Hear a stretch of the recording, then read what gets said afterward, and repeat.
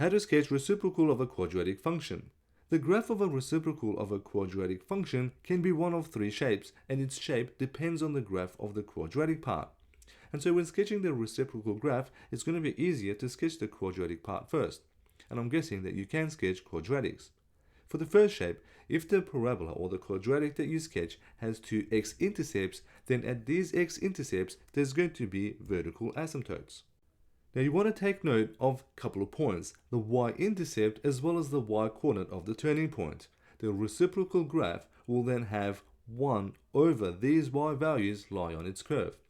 Keeping the x-coordinate the same, for this graph, we've got the point -2, -3, and 1, 1. And so the reciprocal graph is going to have the points -2, -1 on 3, and then 0, and then 1 on 1.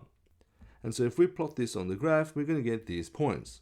From here, if the graph of the parabola is above the x-axis, so will the reciprocal graph. And if the parabola is below the x-axis, the graph of the reciprocal will also be below the x-axis.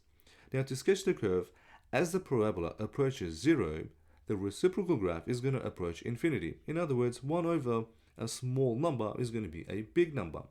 And as the parabola approaches infinity, the reciprocal graph is going to approach 0. In other words, 1 over a big number is going to equal a little number. And so for the end two sections of this parabola, the reciprocal is going to look something like this. In the middle section, the parabola is below the x-axis and we have a minimum value. And so its reciprocal is also going to be below the x-axis, but it's going to have a maximum value. Now the coordinate of this maximum value is going to be -2 and then -1 on 3. And as x approaches 0 with negative y values, the reciprocal graph is going to approach negative infinity, and so the curve is going to look something like this, giving us the first shape of the reciprocal of a quadratic function. The second shape is when the graph of the quadratic has only one x-intercept, and this is also the turning point. At this x-intercept, we're going to have a vertical asymptote. So for this shape, there's only one vertical asymptote.